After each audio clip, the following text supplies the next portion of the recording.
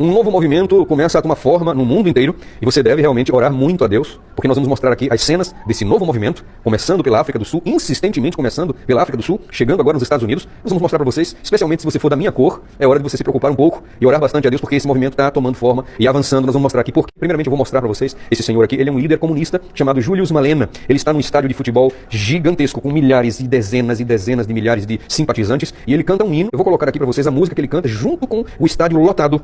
Vamos ouvir? Ele está chamando as pessoas para pegar os brancos e acabar, resolver. Vai lá e pega eles. Os fazendeiros, pega os fazendeiros. Pega esse pessoal branco. E pá, pá, pá. E todo mundo ali cantando. Você tá vendo a alegria, o entusiasmo, né? Nesse estádio de futebol, olha só.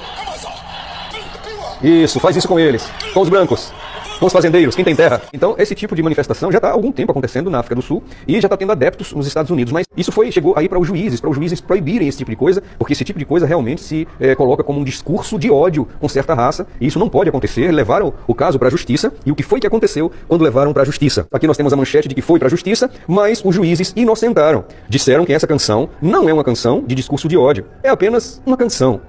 Mas sabe, queridos, eu fico imaginando se as cores fossem ao contrário, o que é que aconteceria, né? Se quem cantasse fosse de outra cor e etc. O que é que ia acontecer no mundo com os apoiadores dessa filosofia, desse movimento, o que é que aconteceria? Mas nós vamos provar que isso aqui não é simplesmente uma brincadeira. Agora nós vamos mostrar para você esse mesmo senhor provando que essa música, a intenção dele cantar essa música e incitar as pessoas a pegar os branquinhos e fazer isso com eles, e também os donos, os fazendeiros, os donos de terra, né? Fazer isso com eles, ele não somente cantou, mas para provar que realmente é um discurso que ele está convocando. Nós vamos agora mostrar para vocês o vídeo dele fazendo realmente um discurso, ele convocando. Aqui ele está falando que as pessoas não devem ter medo de eliminar, não devem ter medo de fazer isso, porque isso é um ato revolucionário. Finalmente ele foi entrevistado e perguntaram a ele se ele iria parar de cantar esse hino tão provocativo, essa música tão incendiária, se ele iria parar de fazer isso, esse bondoso líder comunista ali na região do país, África do Sul. E ele disse o seguinte: olha, eu não vou parar de cantar essa canção. Então realmente ele está decidido a fazer com que esses sentimentos aflorem. E você sabe, né, o que é, inclusive com a cobertura grande da mídia. A mídia está fazendo uma grande cobertura. Porque o que você sabe que a intenção é que as pessoas, as multidões, as massas, fiquem apreensivas, ansiosas, tenham medo. Na verdade, porque através da implantação do medo, todas as coisas da nova ordem são bem mais fáceis de serem colocadas. Então o negócio é trazer as pessoas para o medo. E para provar para vocês que realmente esse movimento se alastra e chegou até Hollywood, chegou até os Estados Unidos, nós temos aqui um atorzinho de cinema, de filmes, de séries, e ele aqui tentando ser engraçado, ele conta uma piada, né, sobre se ele lançasse o próprio filme dele. Ele fala o seguinte: olha, deixa aqui ele falar primeiro. Isso.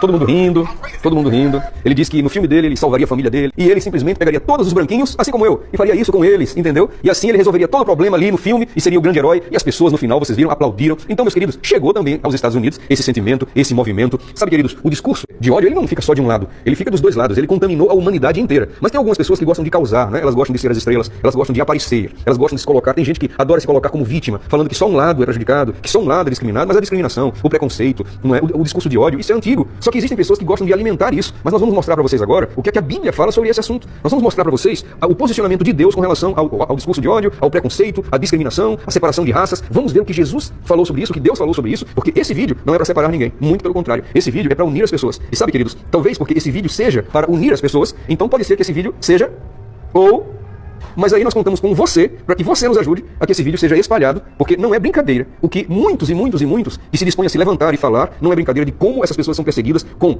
algum tipo de censura, algum tipo de corte, algum tipo de atrapalho, algum tipo de freio. Mas nós contamos com você que esse vídeo chegará em todos os lugares, para que nós possamos nos unir contra a discriminação das raças, nos unir contra qualquer tipo de racismo e nos unir contra qualquer tipo de separação de raças, discriminação de raças, de menosprezar algum tipo de raça. Eu conto com você, eu conto com a sua ajuda para que esse vídeo chegue a todo lugar. Como eu falei, né, a imprensa, ela adora inverter as coisas. E aqui nós temos o The New York Times falando a favor dessa música, falando a favor disso tudo que eu mostrei para vocês. E até mesmo o Elon Musk, né, o dono do Twitter, um multibilionário, ele denunciou o absurdo do New York Times, a imprensa americana, valorizando esse tipo de lixo que está sendo cantado. Nós vemos aqui em Romanos 2:11, pois em Deus não há parcialidade. Em Deus não há parcialidade. Atos dos Apóstolos 10:34-35. Então Pedro começou a falar: agora percebo verdadeiramente que Deus não trata pessoas com parcialidade, mas de todas as nações aceita todo aquele que teme, que o teme e faz o que é justo. Deus aceita as pessoas de todas as nações. Provérbios 22:2. O rico e o pobre têm isso em comum. O Senhor é criador de todos. Então não há separação, não deve haver preconceito nem mesmo entre ricos e pobres, segundo a palavra de Deus. João 13:34. Um novo mandamento eu dou a vocês. Amem-se uns aos outros como eu os amei. Vocês devem amar uns aos outros. E para terminar, o versículo mais direto de todos, anti-apartheid, anti-racismo, né? Anti-divisão das pessoas, é Colossenses 3.